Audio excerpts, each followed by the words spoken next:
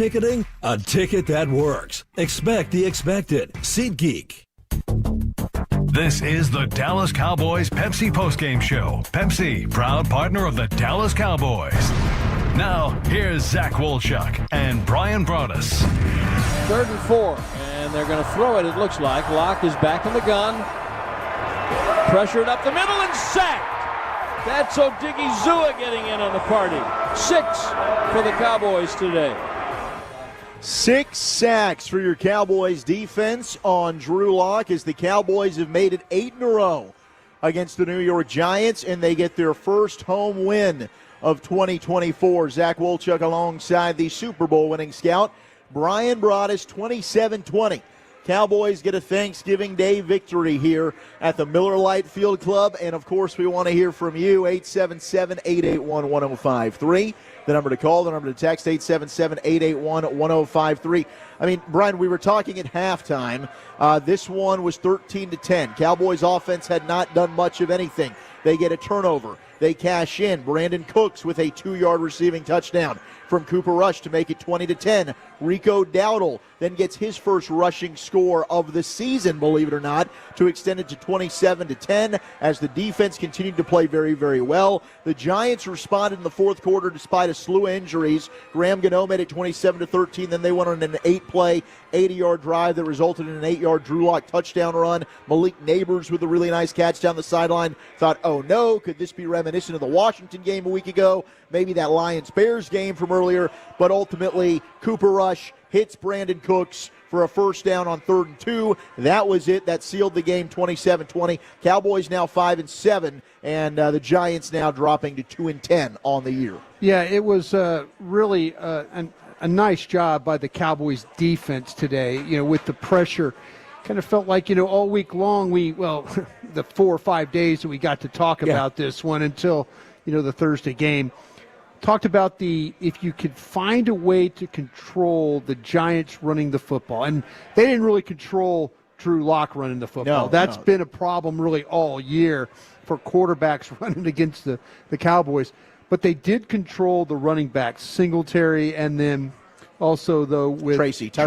Yeah, and that's that's what they had to have. And they had to turn this into a passing game where they could unleash that pass rush on this Giant offensive line, which has really struggled with the pressures. They've struggled with the sacks.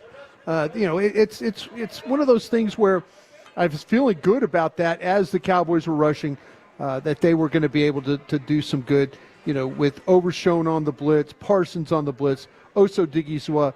You got Tamazi Smith got a half sack. So they got after it today when it came to getting to maybe affecting the Giants' passing game, and they did a really nice job with that, and I think that's what got them the victory today. Yeah, that first drive for New York, 59 yards on the ground, 59 of their 70 yards on the opening drive, and you're thinking, okay, this could be a rough one with the way that Giants' offensive line was firing off the football, but after that, until Drew Lock had that 21-yard run in the beginning of the fourth quarter, Cowboys defense had only given up 21 yards on the ground. Mike Zimmer had really buttoned things up. And really, this defense, I mean, for fans out there that are thinking, and for Cowboy members that are, all right, maybe now. You've got 2 games that you've won in a row now, plenty of division games left. Yeah. You're looking at the schedule.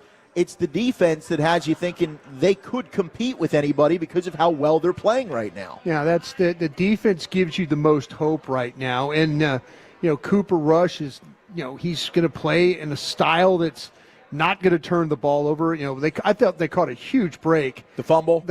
Yeah. And from the press box, I'm going, man, his knee looks above the ground as the ball's getting and they ruled it a fumble. So I thought, all right, maybe the ruling will stand on the field. Yeah, that one was. I think Dallas caught some really big breaks, and it's their last touchdown drive.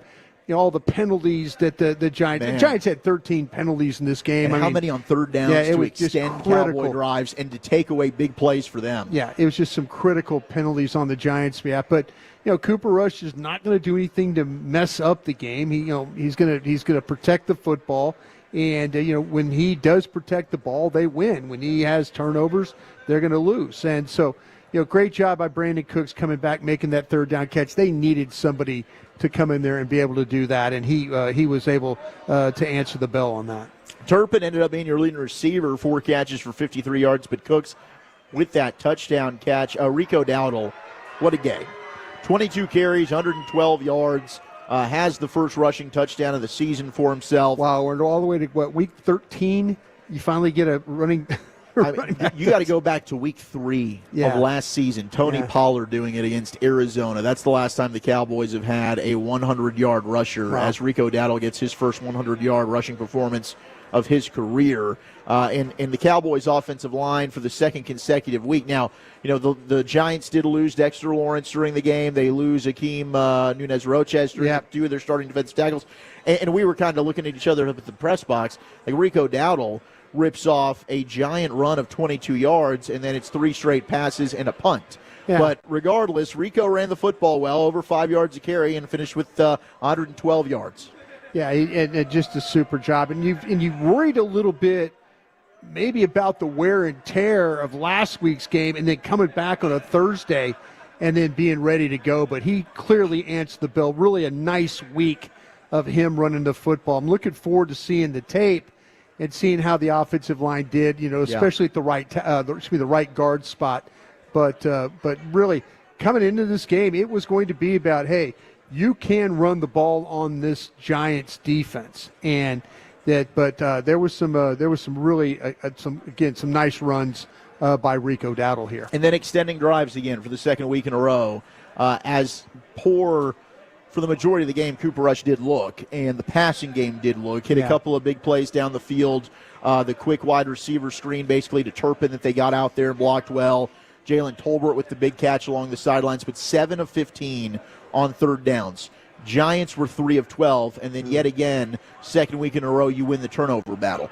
You forced 2 turnovers, one of the most unbelievable plays you'll ever see from DeMarvion Overshown, tipping that, catching it, returning it for a touchdown, and then Eric Kendricks with a sack fumble that Overshown ended up recovering. So, I mean, that's the recipe if this team wants to do anything this year, and I know the jury's still out on that one, but win the turnover battle, run the football well, but mainly if you give your defense a chance to stay in, they will give you a chance to stay in the game. Offensively, you can't wear them down. You got to find a way to extend drives.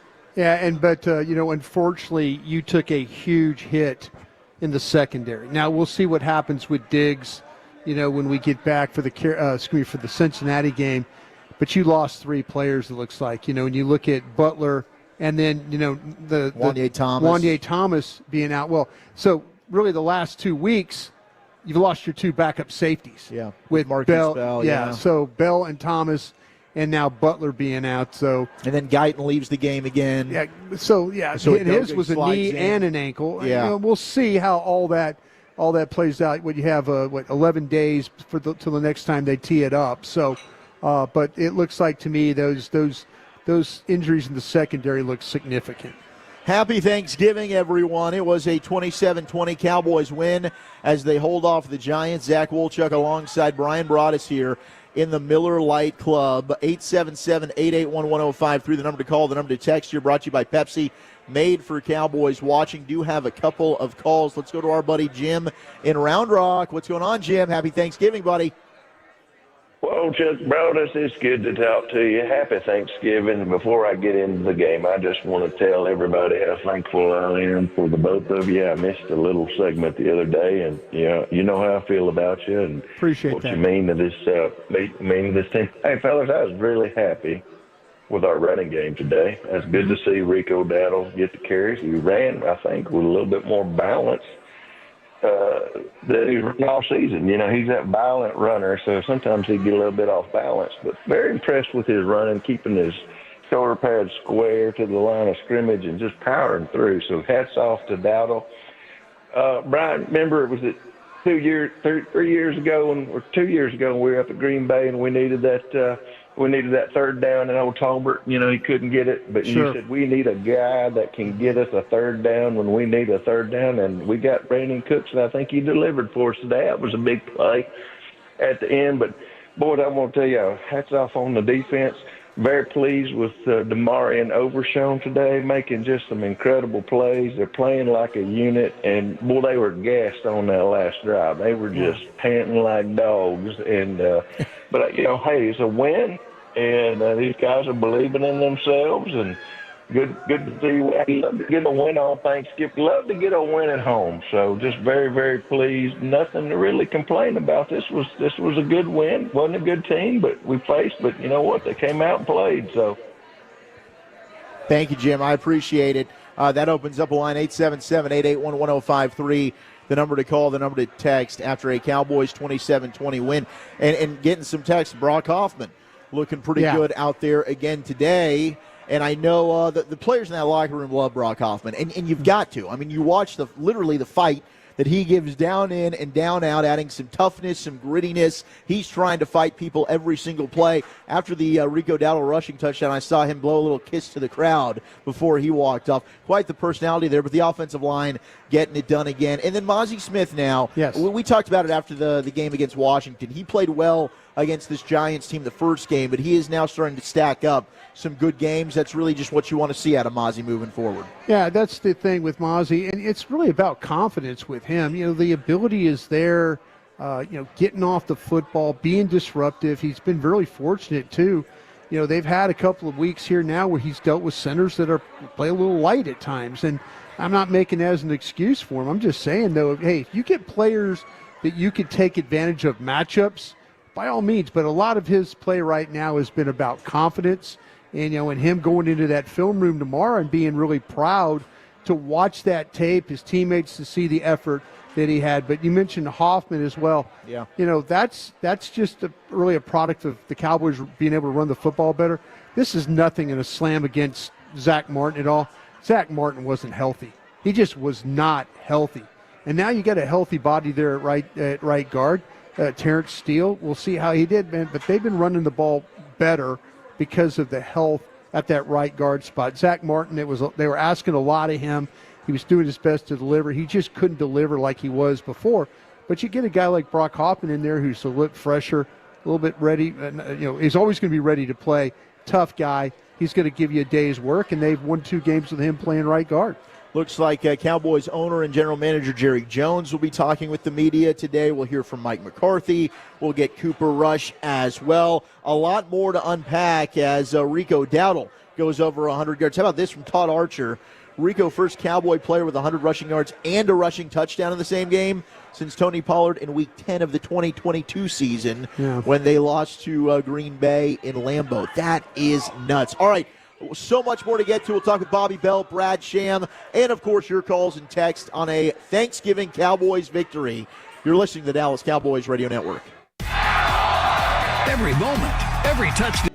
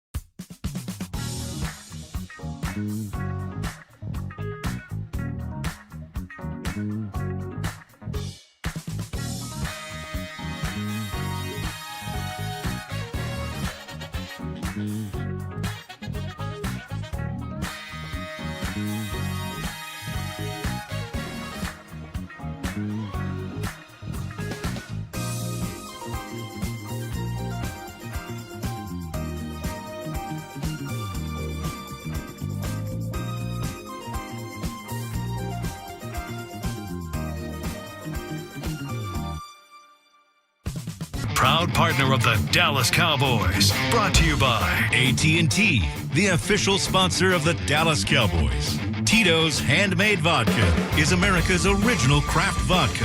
WinStar World Casino and Resort, proud to be the casino of the Dallas Cowboys. Please game responsibly. Sleep Number, the official sleep and wellness partner of the Dallas Cowboys. And by Miller Lite, the only beer of the Dallas Cowboys. Back to throw on 3rd and short, looking around, left side, got a man, Brandon Cooks, crossing right to left, into the corner, touchdown. There we go. Big touchdown for Brandon Cooks. First game back since playing against the New York Giants earlier in the season. And he had a couple of huge plays, including that touchdown and then the 3rd down conversion that ended up sealing the win for the Cowboys here on Thanksgiving as they make it 8 in a row against the New York Giants. 27-20, get the win here, their first win at AT&T Stadium. Zach Wolchuk alongside the Super Bowl winning scout Bryan Broaddus here from the Miller Lite Field Club as we await on, of course, Mike McCarthy. We've got Jerry Jones, who's speaking with the media right now. We'll hear from Cooper Rush. And, of course, your calls and texts, 877-881-1053. I did see, apparently, now the Giants have the number 1 overall pick. Cowboys have the 13th overall pick as it stands right now. There's a lot that still needs to shake out when it comes to the rest of the games over the course of the weekend. But I assume you're still going to have a fan base that is pretty divided between, hey, this is awesome, they've won, maybe I'm getting belief back in and this team can do something, and then, oh my goodness, what are they doing winning these games? I just want to get the higher draft pick. Yeah, I mean, me personally, we're going to work on this draft, and wherever it falls is where it falls. You know, it's not our job to sit there and complain that they're not trying to win games. And our job is to analyze what's going on, you know, who's playing well, where they need to be a little bit better. Yeah. You know, for a lot of weeks, you and I came in here doing post-game shows, and they weren't winning football games. And that's not fun. Miserable. That's not fun to me. And, you know, but to – miserable. Yeah, but we're going to work on the draft. They're going to work on the draft. And, you know, they're going to – wherever they pick, that's where they're going to pick. And, you know, we've seen teams before that have very high picks and not work out too well for them, and teams that have had low picks and that have worked out fine. So, listen, this draft it'll fall where it needs to fall. I know I'm about 30 players in. I know you. I mean, there's a lot of good positions. Plenty of stretch right now in that defensive tackle room. Very much so. Plenty. You know, it looks like there's going to be a stretch at running back. It looks like there's going to be a little bit of a stretch I don't think the offensive tackle draft is particularly good right now, but some of the positions that Dallas is looking at, there's going to be some stretch there. And whether it's, you know, picking at 5 or picking at 25, you're going to find a player there you need. So don't let that stress you out. You know, just find a way to make sure that you're ready when your time comes. 682 text in, hard to be a fan. Ugly game. They give up a 4th for Trey Lance. And then they don't play him. They got a 1% chance to make the playoffs. Sure. You know, although they're capable of losing some more games. Absolutely. The Cincinnati game, the Commander game, the Philadelphia game, you know, Tampa Bay, you know, they're capable of losing football games. You know, like I say, but you just go play them and see what happens. Yeah. And if you win the game, you win the game. If you don't, you know, then, you know, you move on. But the one thing that we've learned about this team is they continue to play hard for this coach, you know, and they've had a lot of injuries. I mean, a lot of injuries, and that's not an excuse. You know, I'm not trying to give Mike McCarthy and this crew a pass at all. But what I just feel like that they're going to go out there and they're going to try and win every single game that they can.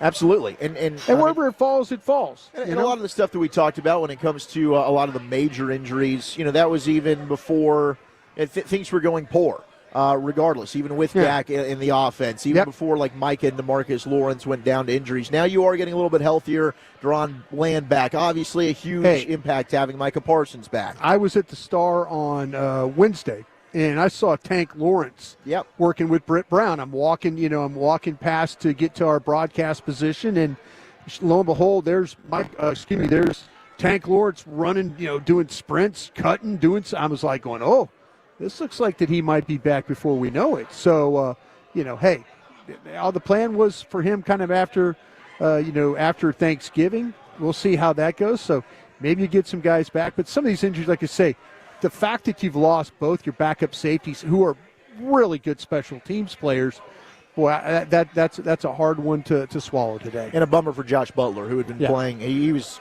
so good last week. Played pretty well today prior to the injury as well. Micah Parsons gets a multi-sack game as he had a sack and a half, as he shared that with Mozzie Smith on the second one. But afterwards, he caught up with the Fox crew and Aaron Andrews. A hungry group of Cowboys right here. You guys go ahead, get a leg, Micah, go ahead. All these guys telling me they've never had turducken before. I got to do this interview before you get a bite of this. First of all, your first home win, you guys are stringing them together back to back. Why? What's been the difference, Micah? To be honest, it's really been why not us. Everybody counted us out. And it was just like, enough's enough. We know what we got. We know what we can do here. And I believe in every one of these guys. And I believe we're going to turn around and make a run. Well, I'll tell you who's helping this team make a run is you. Ever since you came back from your injury, 6 pressures, a sack and a half today. How do you feel? How's it going helping this group make a run? Man, for me, as soon as I was able to get at least 90%, it was about just fighting through it, getting back on the field because I know I can help. I heard there's been a lot of trash talk out there talking about what difference can we make. And, man, we still got some guys coming back from the chamber. Trayvon's not back. D-Law's not back. So I'm telling y'all right now, we coming. It's Thanksgiving. We're not trash talking. Instead, we're giving you the Madden Thanksgiving MVP trophy. Where is it? Hey, it's heavy, babe, too. You got that. You got the turducken. You've never had one before. You've never had turducken before. No, can you take a bite or you can't? Yeah! I'm sorry, Tom Brady. That kills your bite. How is it? I need the sauce. All right, get it in. Come on. You're Micah Parsons. You can have whatever you want. No, I want to have a little sauce. My food got touched. Not dumb. Better than your Madden rating, right? Not yet. Oh! Happy Thanksgiving, you guys. Thanks so much. Micah Parsons with Aaron Andrews there. Micah, he likes playing on Thanksgiving. He has at least a sack in each of his first 4 Thanksgiving games as he becomes the 5th Cowboys player since '82 with a sack in 4 consecutive Thanksgiving appearances. The others would be Greg Ellis, Ed Too-Tall-Jones, Tony Tolbert, and Randy White. And with a sack and a half today, Micah joins Randy White as the only players since '82 with at least 1.5 sacks in 3 Thanksgiving games. So pretty remarkable Cowboys company there for Micah Parsons. I do wonder, should that have been DeMarvion Overshown? The game that DeMarvion Overshown had, holy moly. Yeah, I'll tell you what, I think that with Overshown, he seemed like that he was all over the field, kind of as a rusher. We've called him a poor man's Micah Parsons, the way that Mike Zimmer has used him. But great job by the coach and staff. Getting after. I really felt like that the Giants offensively had a chance today with Drew Lock at quarterback. With Tommy DeVito playing quarterback, I'm thinking, hey, this is a runaway.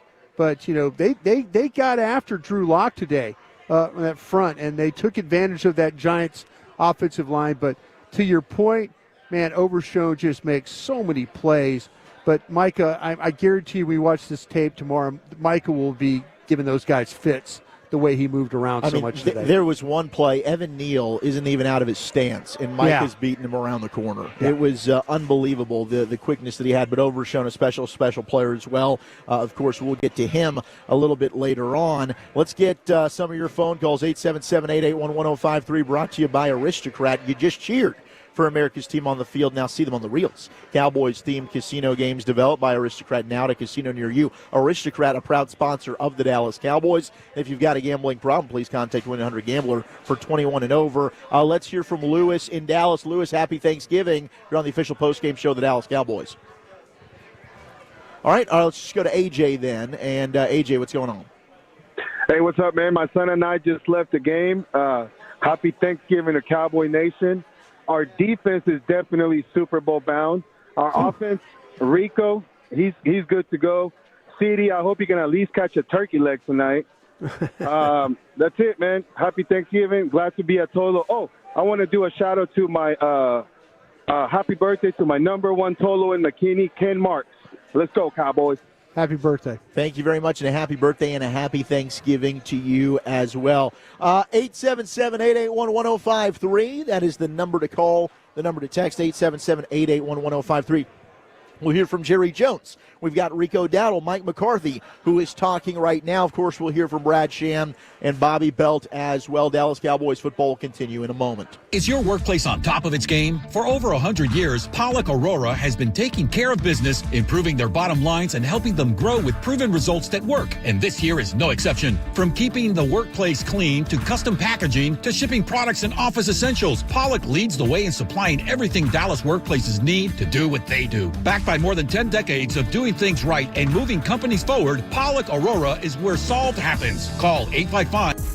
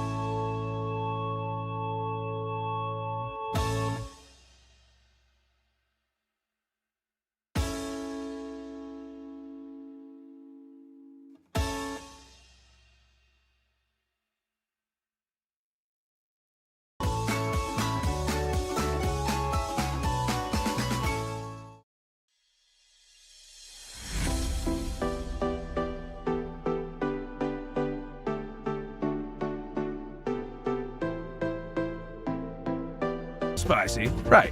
Reliably spicy. Oh my gosh. Whataburger's breakfast on a bun Bob Ranchero. Served 11 p.m. to 11 a.m. Turpin in motion to the right, goes back out to the left into the slot, and they throw it to him. Little screen, needs one more block. There it is. First down, running down the left sideline. And forced out of bounds well after he got a first down. Cowboys beat the Giants on Thanksgiving here at the Miller Lite Field Club. Zach Wolchuk alongside Bryan Broaddus, 27-20. Cowboys get the win, their first win here at AT&T Stadium since they beat the Giants on a Saturday night game a long time ago. It feels like many, many years ago. Yeah. But they get back on the winning side of things, and a big reason why, of course, Rico Dowdle on the ground, but this defense. And we've talked about it, Brian. Just saw these numbers from Pro Football Focus. I mean, you can take it with a grain of salt, but 52.4% of plays the Giants were pressured today by the Cowboys. And you could see, I mean, it was under duress all day long for Drew Lock. And the one thing he might look back on is say, I should have run more. The plays that he took off and ran, it was like, oh, my goodness gracious, nobody's accounting for him. Had a total of 4 carries for 57 yards, including that touchdown. Almost had a 29-yard touchdown run, but he was stopped just short at the 1. Yeah, I mean, the Cowboys all season long have had struggles with the running quarterback. And so, Drew Lock could have done more, but you mentioned the pressures. Well over 50% of the time. The Giants just going into this game weren't good enough. We talked about it. We talked about it on our show 2 to 7, Monday through Friday on 105.3 The Fan, G-Bag Nation. We talked about how much trouble the Giants' offensive line was going to have picking up this Dallas Cowboys, blitz, twist game, stunts, alignments, everything that Dallas Cowboys could do up front to the New York Giants, they were able to do today. And Drew Lock was under a lot of pressure, and we're able to create a couple different turnovers out of it.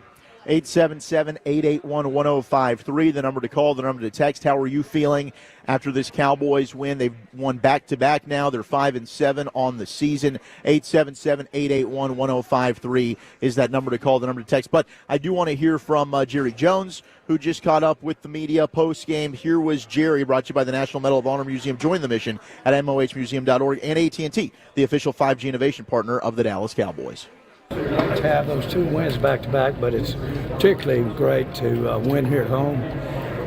Had a great crowd out there, and it was befitting that we have a little Thanksgiving victory to celebrate it. But really proud of those guys. We got a little tired there at the end, but that's what you do. You give that kind of effort. But really thought we played well enough today to win it. Proud of a lot of the individuals out there that really stood out. Like what Rush did at quarterback. That's winning football. Do you think these last 2 wins have changed your perspective on your expectations going forward? Well, that's the question is on my expectations going forward relative to the next 5 games. And certainly they've encouraged me. I'm seeing the younger players playing better. I'm seeing our defense really getting the hang of what Zimmer wants to put in, which was more of a challenge than we thought it would be. But I'm seeing them go out there and play as Zimmer's designing it. And I'm really particularly pleased with the way Rush is playing quarterback out there. Thought he had everything to do with us being successful. Jerry, are you encouraged with Rico Dowdle and the way that he's been able to run the ball and get over 100 yards finally? Well, I really am. What I'm encouraged about is that running room, the movement that we're getting in that offensive line.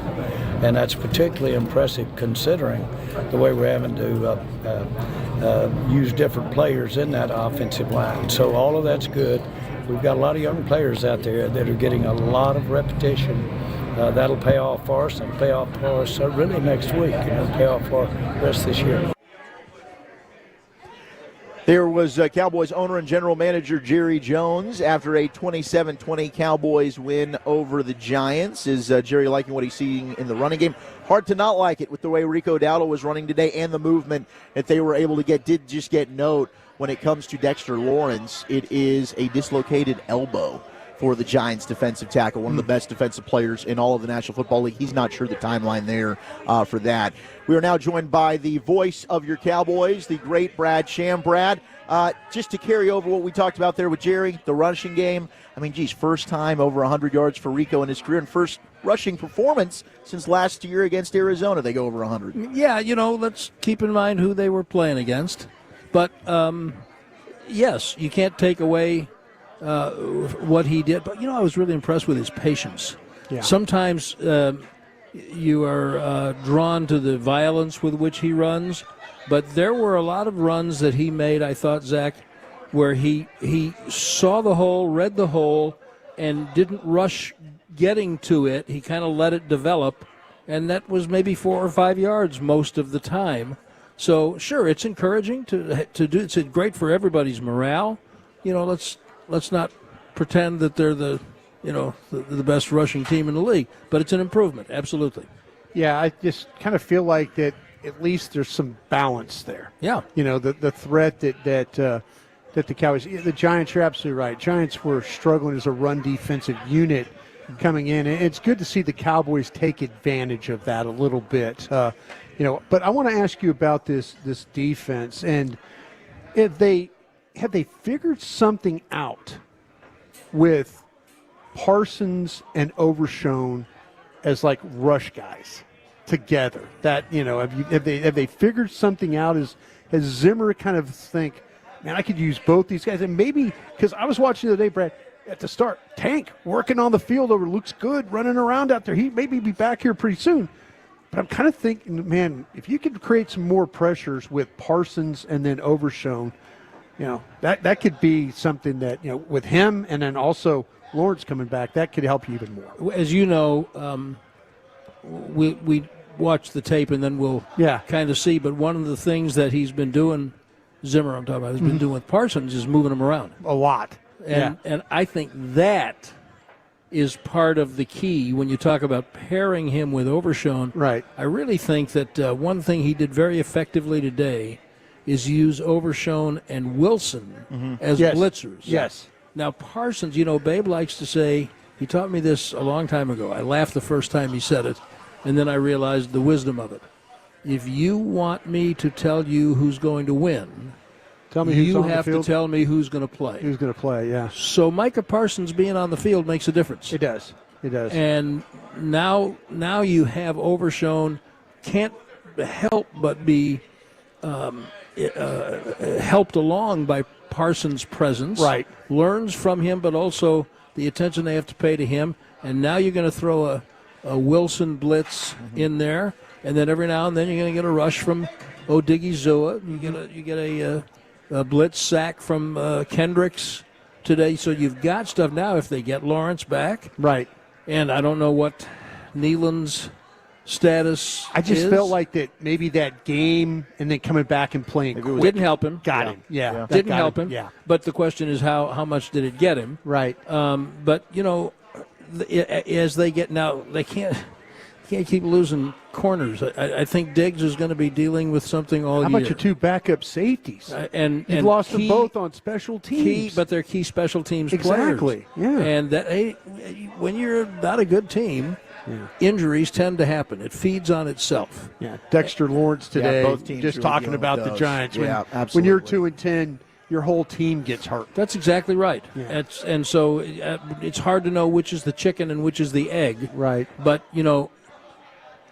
Butler was giving them some pretty sound corner play. Yeah. I like what I'm seeing from Bland as he's been back. He's working his way back nicely. Yeah, but so it's that other corner that is a concern because I just don't know how sound Diggs is going to be the rest of the year. I'll tell you what, something, guys, just watching, they're playing Jordan Lewis outside some. More, in the rotation. Yeah. I can't remember the last time that Jordan Lewis played outside in space that way. This year, they've done it a couple of times this year. Yeah, no, last week was big, and then today, could that be your ace in the hole if you had to, because we saw him last week carry the Terry McLaurin route, and him playing out there, Sure. and he looks like, okay, Well, just keep coming after me. I'm just going to stand here and make plays. We forget because he's been so good playing where he's played. One of your better defensive players this He year. was an All-American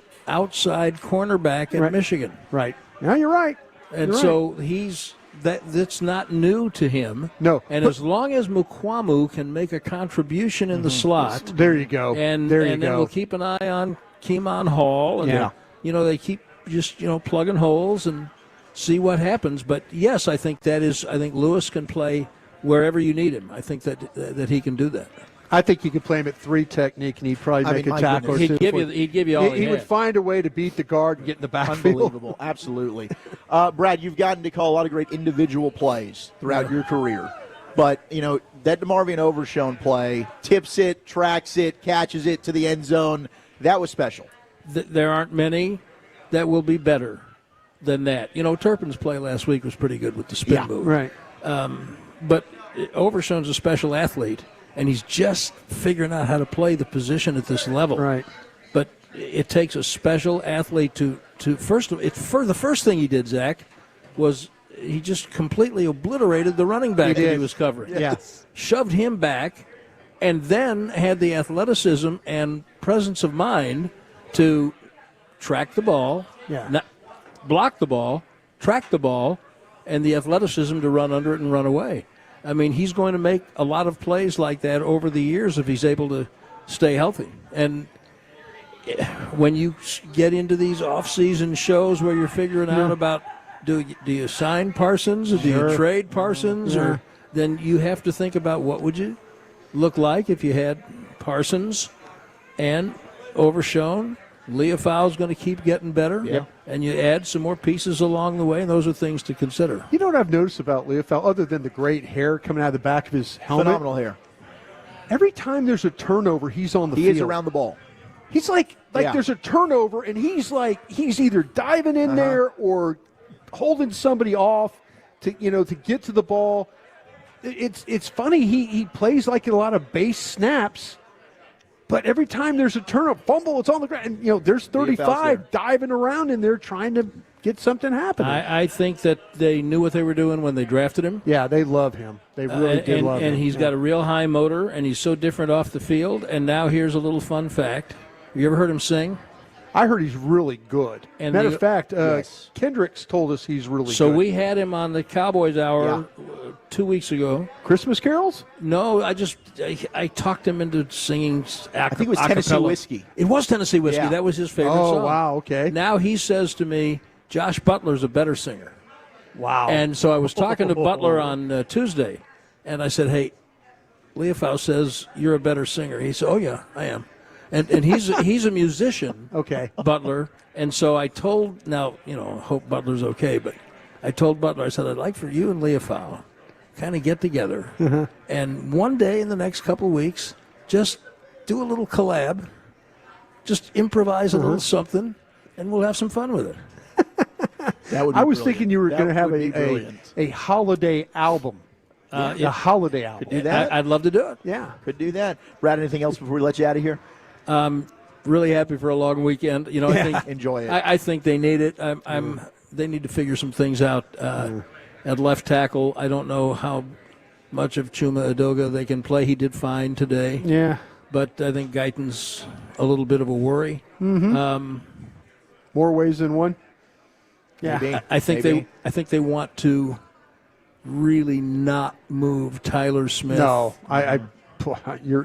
you're dead on. But that. here's the question. Yeah. Suppose Babe tried to go down this road, and I tried not to let him. Just suppose they beat Cincinnati. Yeah. Oh, you started adding them up. Well, then they go to Carolina. Yeah.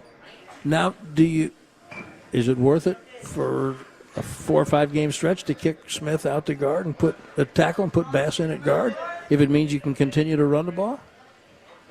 I think yes. These are things to contemplate that would over the be- weekend, which I choose not to do. I will be watching a lot of football and reclining a great deal. Well deserved. We'll just take it one Enjoy. game at a time. Thank We'll you, address sir. it then. Appreciate Happy you. Thanksgiving, Brad. Thanks, Thank you you so too, much. boys. Thank you. There he goes, the voice of your Dallas Cowboys, the great Brad Chim. Let's go ahead and pause 10 seconds to allow stations to identify themselves across the Dallas Cowboys radio network.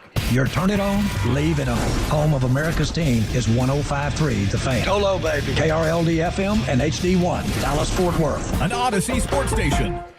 27-20 Cowboys beating the Giants. They beat them 8 straight times, and they get their first win at AT&T Stadium to make it 5-7 on the year. We want to hear from you. Your calls and texts, 877-881-1053. We'll also hear from Mike McCarthy, Bobby Belt, and more. You're listening to the Dallas Cowboys Radio Network. Hey, Cowboy fans. I'm Dak Prescott, quarterback of the Dallas Cowboys. But lately, I've been learning a new game, crypto. Sound confusing? Don't worry. Even us pros were rookies in crypto once. That's why I trust blockchain.com. They make crypto easy. No confusing.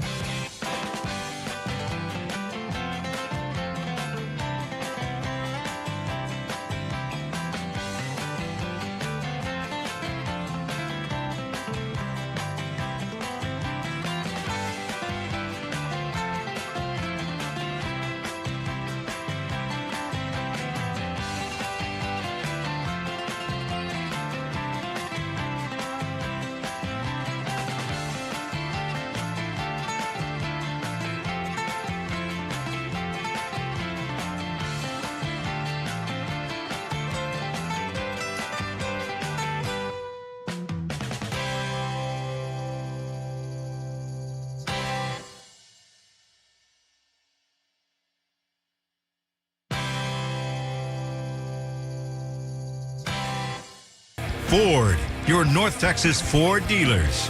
Ford is the best in Texas. And by DallasCowboys.com. Keep track of the boys with daily podcasts and up-to-the-minute blogging at DallasCowboys.com and on the official Dallas Cowboys app. Cowboys leading 20-10. Snap is back to Rush. They protect it. He's going deep again. 1-for-1. Tolbert on a comeback. Great reception. And then ushered out of bounds by krld-fm. That was really well communicated between Rush and Tolbert. Rush saw single coverage, and Tolbert said, I'll come back to it. You just put it up here. One of a few chunk plays there for that Cowboy offense. That one 36 yards. Rush to Tolbert. He had a 30-yard completion to Kevontae Turpin. That was mostly him after the catch. 22 yards to CeeDee Lamb, 11 yards to Brandon Cooks, and then a 10-yarder to Luke Schoonmaker as well. 27-20. Cowboys getting the win over the New York Giants to make it 8 in a row, their first home win here at AT&T Stadium. Zach Wolchuk alongside the Super Bowl winning scout Bryan Broaddus hanging out at the Miller Lite Field Club. A happy Thanksgiving to all. We will hear from Mike McCarthy in just a moment, along with DeMarvion Overshown as well as Cooper Rush. But right now, let's bring in our Cowboys insider, Bobby Bell, brought to you by WinStar as the casino of the Dallas Cowboys. WinStar delivers thrills worthy of America's team with over 10,000 of your favorite electronic games. The 2-star WinStar Story Spas and Cascades, their luxury pool complex. WinStar is a world of wow. Please game responsibly. Bobby, how the heck you doing, man? Happy Thanksgiving. I'm great. Happy Thanksgiving to you, too. What were some of your takeaways from this one? Obviously, Rico Dowdle running for over 100 yards. The defense played really, really well. But, against maybe one of the few teams in the league that you could look at and say, okay, I think they're definitely worse than you.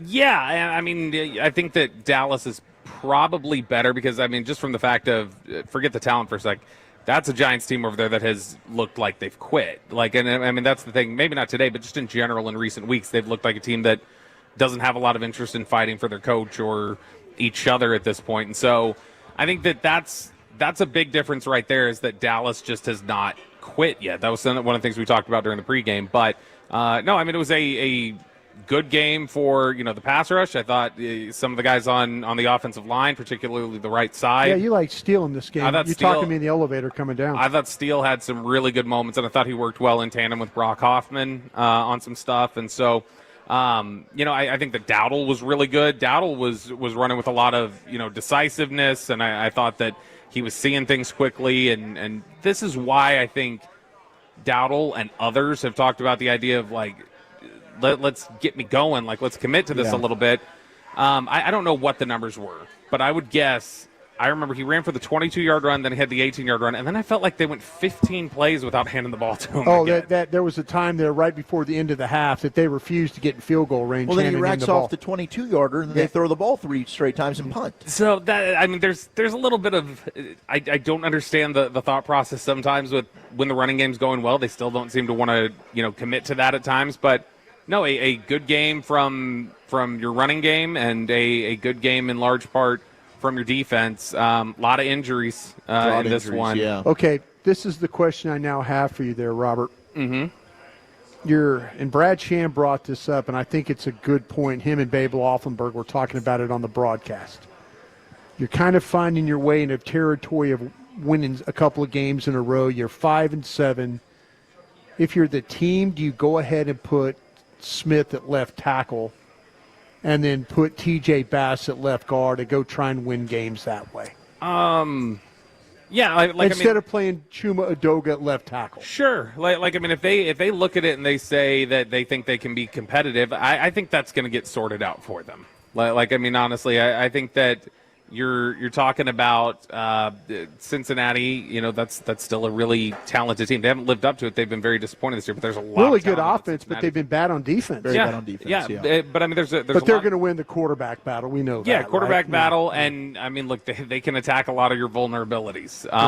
And then Tampa Bay has been kind of an inconsistent team. They're a little hot and cold. You just don't know what to expect from them. But Carolina is really the only game left where I feel like, okay, you might be able to have the upper hand on some things. But look, this is a 4-game stretch. We talked about it during the pregame show. This is the start of a 4-game stretch where they get consecutive teams under 500. So, they're showing fight. They're showing that they're settling into some things defensively and that they're settling into some things with the run game.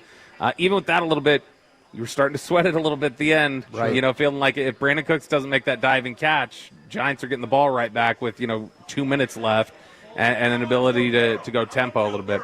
And so it's one of those things where I think that they're playing better and they're kind of coalescing, particularly the defense.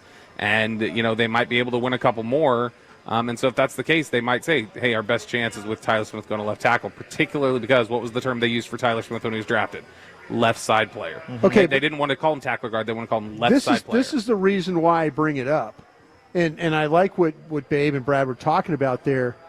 Do you go ahead and, you try and win? You're going to try and win these games, of course. Mm-hmm. But you do Cincinnati, or you do get Cincinnati, you do get Carolina. Does that get you the possibility of having him play left tackle, kind of get him back in the swing of things? You know what I'm saying? At 7-7. And it kind of lets you get you ready for Philadelphia, get you ready for Tampa Bay. If that's the case. Yeah, I mean, also it would depend. Obviously, some of that's going to be decided for you. I mean, Green Bay, what are they? Green Bay's 8-3, and they're up 14-0 on Miami. Green Bay, I think, aren't they the final wild card right now? I thought the Commanders were. They're Commanders. So you've got Detroit that's ahead in their division. So you've got Minnesota and Green Bay that are wild card teams. Yeah. Washington's in that spot right now, and so I mean it's. Some of that might be decided for you if teams start winning games ahead of you because you've created those margins. No, but right. if you start to make some ground, that this is still a team that they look at it and they will say, we're 3-1 in the division. We're 4-2 on the road. Those are good markers. Those are good indicators. Yeah. Last time, by the way, the Packers and Dolphins played in a game. I got spit on by an official. Oh, in a game. Oh, what was the official? Official. It was Jim Quick. Jim Quick was a side judge. I was on the sidelines and I yelled something at like it was a pick play, and Jim Quick turned at me and looked at me and he spit I think he was accidental, but he spit in my face. More like Jim Spit. Jim Spit, right? Yeah, Jim Quick. Are you? Long-time NFL official, but he might not even be with us anymore. Man, but that's what he gets for spitting on. That's what he gets. But that's what you're talking about the Dolphins, and I think about that when I look at these games. I see the Dolphins on this time of year. I just think of Leon Lett. That's what I think. Oh, there you go. Yeah, Leon Lett. Bobby, the other thing I wanted to address with you is if you offensively don't get the Giants to help you out with a bunch of third downs that end up being extended drives due to penalties. Yep. Cooper Rush was not very good. And I know they continue to say, hey, he's given us a chance to win. He's not turning the football over. That's fair. That's true. But, I mean, at what point – and it could be 10 times worse with Trey Lance. But if they seriously think that they can compete because they've got a good defense, you're probably going to need to get more from your quarterback. I mean, yes. But, I mean, also I think Cooper Rush played a good game last week. He wasn't great today. You got to remember, though, there is something to be said about they've won 2 games in a row off short rest against, coming off of physical teams. Like you had a Washington team and an Eagles team on short rest with travel. That's going to take its toll. So I don't know, does Cooper Rush, who was coming off of a neck strain or whatever else, is he a little banged up? Totally are guys tired and exhausted? I think it's something where I don't trust that Trey Lance as a pocket passer is going to be any better than Cooper Rush. Could you do some things with a college-style offense like Bryan has brought up? Yes, absolutely. I've quit even talking about it. But you know what? That's the thing that we can't even get them to consistently commit to handing the ball off in a normal style offense. So I don't know how much I have hope for they're going to run out there and do the Greg Roman offense from Baltimore. That's fair. Anything else before we let you out of here, Bobby? Just that I love you all. I love you more. Happy Thanksgiving, man.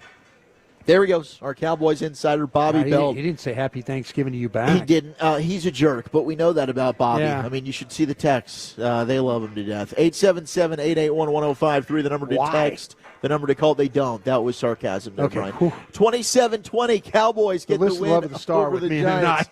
No, that's actually worth listening to. That's a fantastic show. It really, really is. We'll get back to your calls and texts. We'll also hear from Mike McCarthy. That wasn't sarcasm, Brian. Dallas Cowboys football will continue in a moment.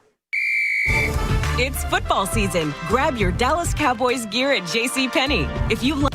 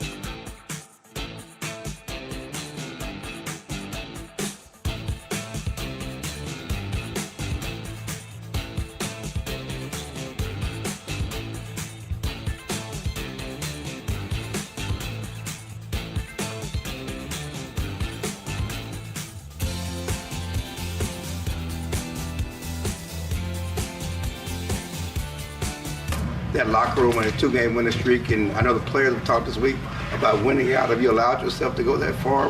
Where are you with this process? Just really focused on answering some quick questions and getting the hell out of here because it's Thanksgiving. But that's where my focus is. No, I mean, you know how I feel about that. I think that, and I've done this a long time and I've said this a long time, you're really wasting your time. You're talking about narratives that are really hypotheticals because you never talk about that until you get to 10 wins. But if that's the path to it, then that's the reality of where we are. But yeah, we've just done a really solid job of staying, focused on what's up next. And having the experience of playing in the Thanksgiving game each and every year, it's important to come off that Sunday night game or get back to Sunday night when you get back and get into rhythm. So I am proud of the way they prepared and proud of the way they played. We had a number of guys go down today. There was injuries on both sides of the ball, so there was a lot of ebb and flow up and down to that football game, and I just think the complimentary football really, and it started with our defense, with the big turnover, the pick six. I mean, just what an incredible play. It really got the crowd going, and really, I felt like the whole atmosphere changed after that. So I'm just proud of them, the way they're staying after it. It's one game at a time. But you do look festive in your Thanksgiving outfit. I think we all should take note. Mike, Todd Archer of the ESPN. I don't know if you know this, but it's your first home win. Wow, really? Thanks, Todd. Boy, happy Thanksgiving to all you guys too. I mean, you just come right out of the gate. That though, Yeah. I mean, it's been a long. Obviously, it's been a long time. Yeah, it is. I mean, I think you can't. I mean, you have to recognize, the way we've played in the past here. And the crowds are, it's an incredible place to compete. Our fans are great, and so yes, it's definitely overdue. So it was important to get the win on a lot of fronts, but it was really, really important to get a home win. You mentioned DeMarvion's interception return. What did you see of the play? Like, can you just were you watching it? Did you see you see him first hit Singletary, then the deflection? Yeah, definitely. I mean, it looked like a championship volleyball play. I mean, just the hand-eye coordination, the anticipation, the tip. My daughter Izzy would be proud of it. So, I mean, I think it's you don't see that play every day. I'll just say that, and that speaks to his athletic ability. But to get his hands on the ball and then to control it and then obviously put it in the end zone. So that was a huge play. Probably one of the highlight plays so far this season. There is Cowboys head coach Mike McCarthy after a Thanksgiving Day victory. Cowboys now 5-7. On the season as they win 27-20, dropping the Giants to 2-10. Anything stand out to you about what Coach said there? No, he's just, they're asking the questions about the home wins and stuff. Man, there was a time where they didn't lose at home. So, yeah, but, it's just, pretty standard stuff from the coach, and they're just trying to kind of find a way to continue to stack these things up. I know that's very cliche to say, but that's kind of the approach that he's taken right now. The tape from the locker room, of course, brought to you by AT&T and Miller Lite. Today's game between the Giants and the Cowboys here at AT&T Stadium, brought to you by Miller Lite, the only beer of the Dallas Cowboys. Let's hit the phones as we have a lot of people that have been waiting patiently here. 877-881-1053. Let's go to Wayne in Athens. Wayne, how you doing? Hey, what's up, guys? Happy Thanksgiving. Happy Thanksgiving, Wayne. And in this day that we remember friends and family and are thankful for everyone, I want to give an ode to Kenny and Quinlan by saying shout out to Mama Broaddus. And I hope Thank you very much. The Appreciate Broaddus that. family and Thank Wolchuk you. family had a great Thanksgiving. Thank you very much. Now, Very kind of you. Oh, yes, sir. My question is... Now you're going to rip me. I know what's about to happen here. No. I love you, Broaddus. I'm going to tell every day. Okay, I got you, man. So I listen to I y'all got every you. day, man. Go ahead. But my question is, if the defense keeps playing well, do you think, now stay with me, that Mike Zimmer is the new head coach of the Cowboys, and then we get a young offensive coordinator in there to keep the continuity of the defense? Love you guys. Have a great day. Thank you. Thank you, Wayne. I appreciate the call, and happy Thanksgiving to you and yours as well. What do you think about that, Brian? I don't think so. I love Mike Zimmer. Mike Zimmer's a dear friend of mine. I really appreciate Mike Zimmer.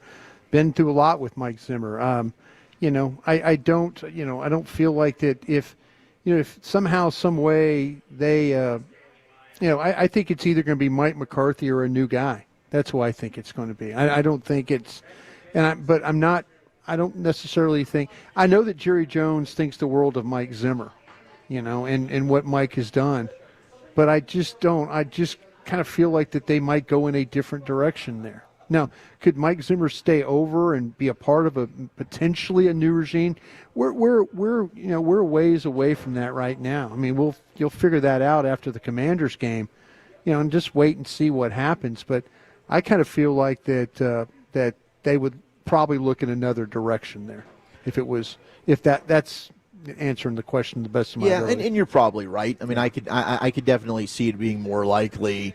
Especially after Jerry's comments, like, okay, do we use all the injury excuses and all of that, which I don't think really changes anything about where this team's at, and then just run it back another year with Mike. Now, Mike Zimmer is doing a fantastic job with the defense, and we've seen over the course of his career, there is a slow process at the beginning of seasons, and then by the second half of the season, especially year 2, those defenses do take off, and you're seeing it now with healthier players as well. Listen, they had some healthy players early in the year, and that defense got overrun. Yeah, so it's been a slow process. Mike, they've kind of figured some things out, and if Mike's driving home and listening to me right now, I'm sure I'm going to get a text ripping my ass about that. but they weren't very good early in the year. The run game stuff. And they had some healthy guys, and then. Micah went out and they kind of figured out some things here, but lately they've been playing well. They've been having to kind of mask some things in the secondary. They haven't had their 2 starting cornerbacks together. You got to give Zim a lot of credit for that and the way that they're playing and the way he's kind of figured out how to use Overshown.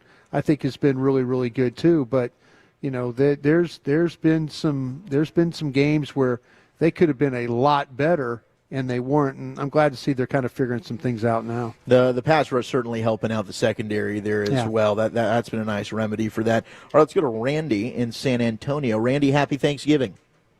Hey, happy Thanksgiving. Bryan, I'm the astute gentleman that you couldn't think of what my name was.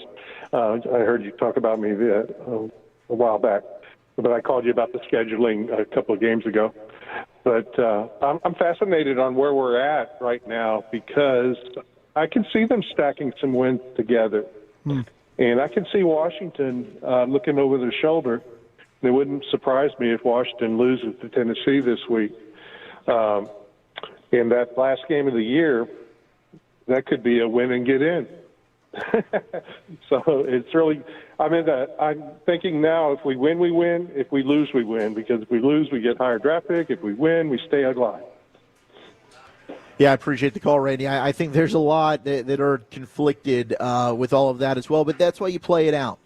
You play the season, you play the games, and just let what happens. They might still end up with a very poor record. Sure. I mean, I've seen a ton of texts and kind of about the way we open the post game, and this team still has a lot of holes. Are people to mad still about that? I think some, to try and oversell a win like this.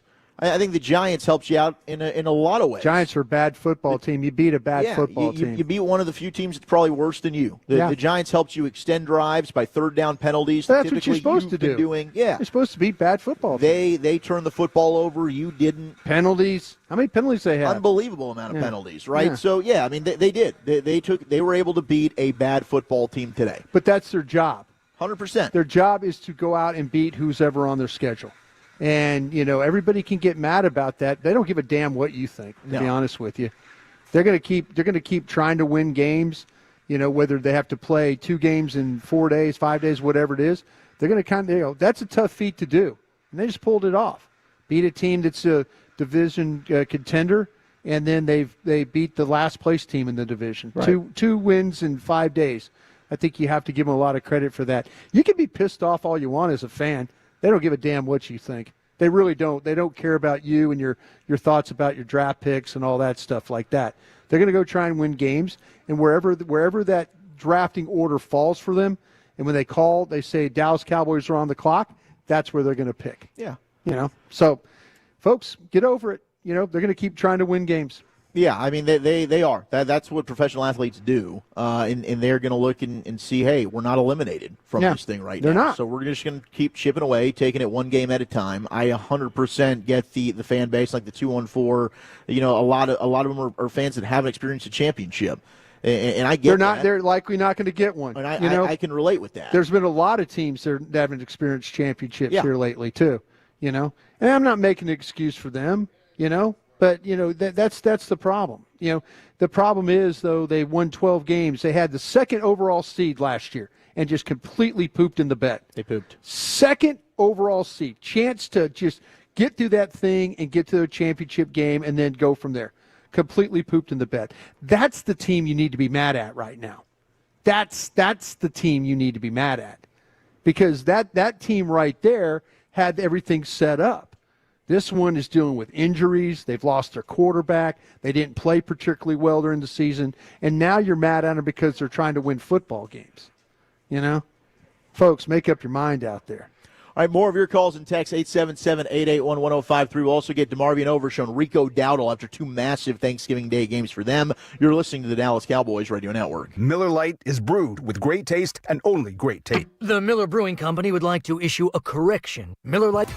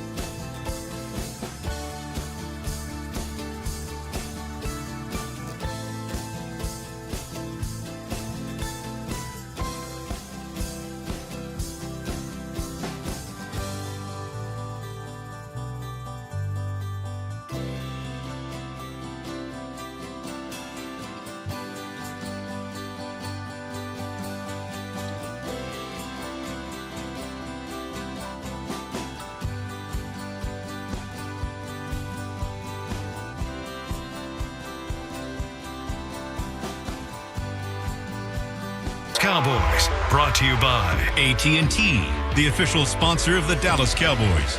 Pepsi, made for Cowboys watching. Blockchain.com, make your crypto play today. The islands of the Bahamas, fly away. Jackpot.com, the Powerball jackpot continues to grow. Buy your Powerball tickets now on jackpot.com. And by Miller Lite, the only beer of the Dallas Cowboys. Handoff. Dowdle crashes through on the right side. Touchdown, Cowboys. That is our drive of the game. Brought to you by Blockchain. Trust the team at blockchain.com to make buying, selling, and trading crypto easy. Play smarter, not harder with blockchain.com, the one that essentially sealed the deal for the Cowboys today as they went 9 plays, 70 yards in just under 5 minutes to make it 27-10. Rico Dowdle with that 4-yard rushing touchdown, his first rushing touchdown of the season. Has had multiple receiving touchdowns, but that was his first one rushing for Rico, which is pretty crazy. Moses came down with the tablets. I thought it was been that long. It's been about that long. Yeah. It certainly feels like it has been about that long. There's no question about that. Zach Wolchuk alongside the Super Bowl winning scout Bryan Broaddus here at the Miller Lite Field Club, 27-20. Cowboys get the win over the Giants. A big reason why, of course, was DeMarvion Overshown. He was absolutely brilliant today. Of course, had one of the best individual plays you'll ever see in your life. We'll hear that a little bit later. Finished with 9 tackles, had the interception, had a fumble recovery, and he caught up with the media postgame. First took the interception. You're the one that chasing down the interception. Your first career pick six. Just what's the emotion going through you? I was just playing football, and it's like, man, I knew a play was coming, and I've been told all week, like, that play is coming. I don't know when it's coming, but it's coming. And, I was just playing football. I seen the ball, tipped it. I was just praying the whole time that it stayed up. I was like, man, please let my speed for once be fast enough to get to this ball. Like, everywhere else is cool, but let me get to this ball. So the emotions, I'm just overjoyed right now. It's a good win, and I'm proud of our team. This time last year, you had to watch from the sideline. How thankful are you just to be able to play in this game this year and have a performance? Very thankful. Just before the game, I was telling myself, around this time last year, I was just waiting to show people my testimony of, when I get back on the field, like, I'm going to show, what God has truly put into me to go out there and inspire and play like I do. So just being out there on the field healthy, is all I can ask for. But like I say, with the group of guys that I play with, I love it. I wouldn't ask to be nowhere else. DeMarvion, even on EK's correspondent, you're there to pounce on it, and it really just felt like you were around the football throughout the contest. Can you talk about that instinct and just your feeling? That's what it's all about. We all going to feed off each other, and good things happen when you get to the ball. And that was just a play that we really needed. It was a crucial play. Coming out of halftime, EK making a great play. And I was just I was there for my brother to clean it up and make sure it was even a better play.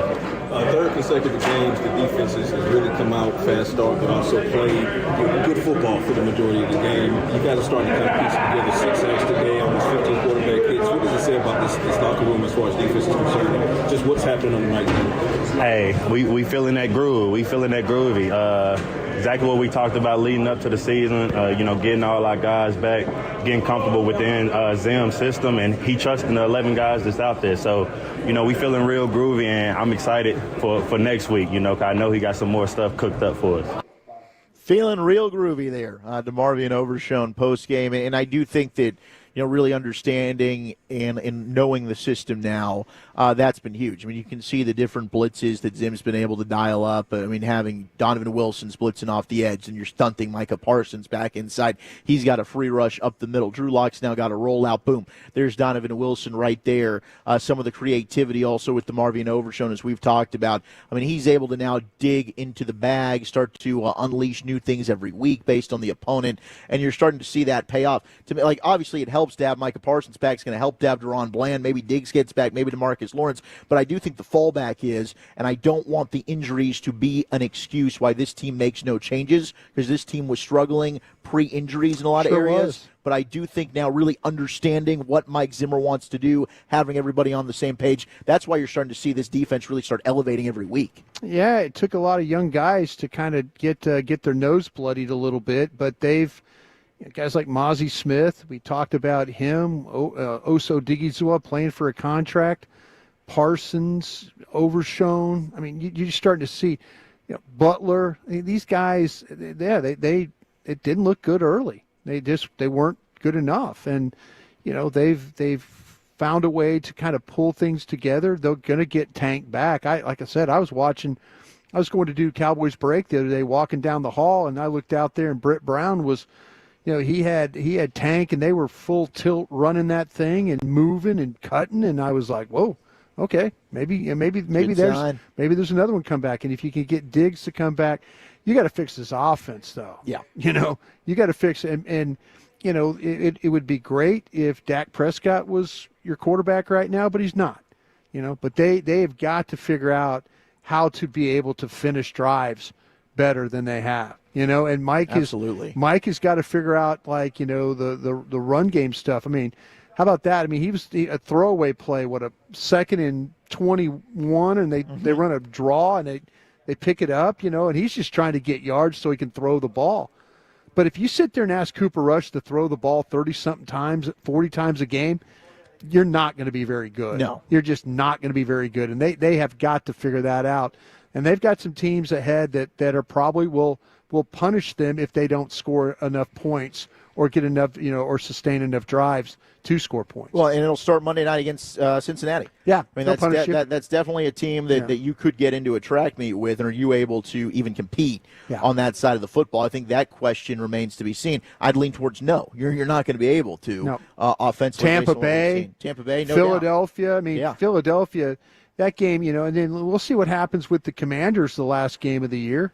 But yeah, if you don't get things going offensively, and just and Cooper Rush get it going and being able to finish drives with touchdowns, you're gonna lose some games. You're gonna lose some games, and that the defense could play great, but man, they could get wore down too, and we've seen that. We saw it in the Philadelphia game. Yep. We saw it in the Texans game. Mm-hmm. They could play great defense for a half, but if the offense just continually struggles, then they're going to have some problems. I felt like the offense, I said this at halftime, I think the offense was bad in the first half. It was. I thought it was bad.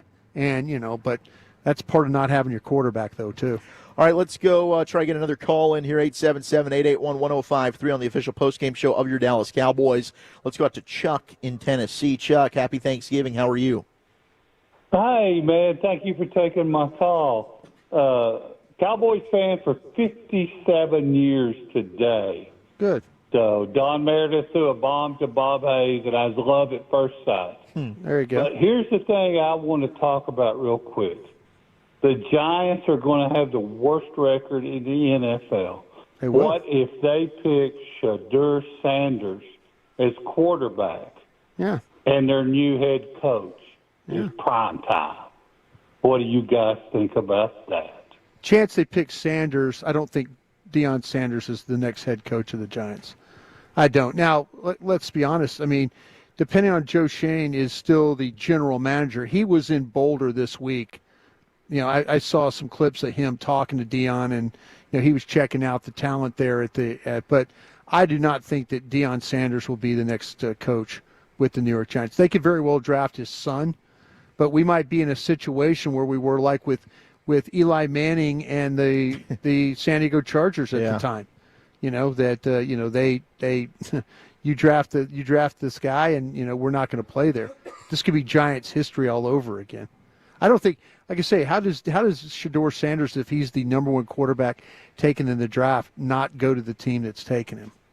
I just don't see that. I don't know. I mean, I'm sure the Giants would be, New York, big market. Yeah. That would be, you get to play with Malik Neighbors. Yeah. I mean, obviously he's an outstanding receiver, but that organization is going through a lot of problems right now as they've dropped 10 wins again in a season. I think I saw that's like 9 of the last 11 years. They've now lost 10 or more games. So it's been rough right now with that Giants organization. But yeah, I mean, if they do that, you just worry about what you control. As the Dallas I would worry Cowboys. about Sanders being the quarterback, and now your division has him, Jaden Daniels. Yeah, exactly. And Hurts with with that running game the way it is now. Yeah. And you've struggled to really kind of stop. Although Jaden did run around a little bit last week. Yeah. But overall wasn't his best game that we'd seen until that big 86-yarder to Terry McLaurin late in that one. Thank you for missing that extra point. All right, more of your calls and texts. We'll also hear from Cooper Rush, Rico Dowdle. We'll get our play of the game. Dallas Cowboys football will continue in a moment.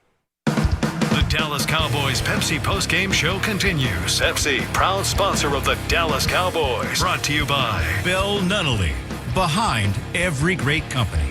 Pepsi, made for Cowboys watching. Buffalo Wild Wings. Ford, your North Texas.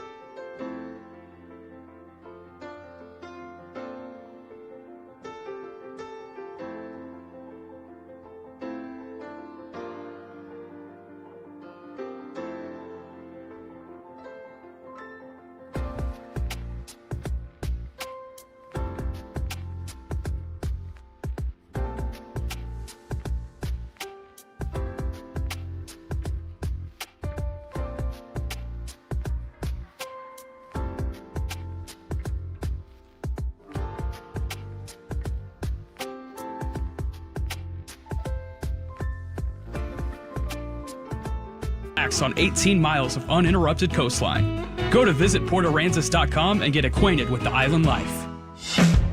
Giants are out at the 40, 1st and 10 after the kickoff return. Lock with play action. Screen tipped up in the air and intercepted by Overshown. Running right to the goal line. Touchdown, Overshown. Oh, what an athletic play that is. One of the best individual plays you will ever see. That is our What a Play of the Game, brought to you by Reliant. an NRG company, just a simply outstanding performance from DeMarvion Overshown.